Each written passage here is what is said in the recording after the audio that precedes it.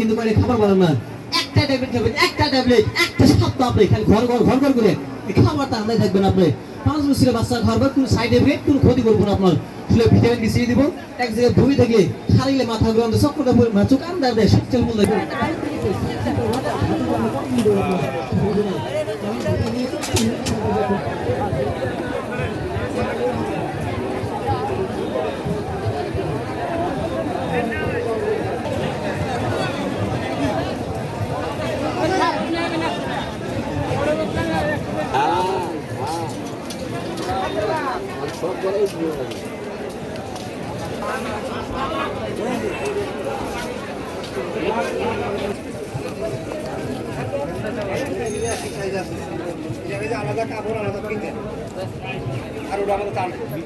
রাগ করে দেবো না হলে কই আরো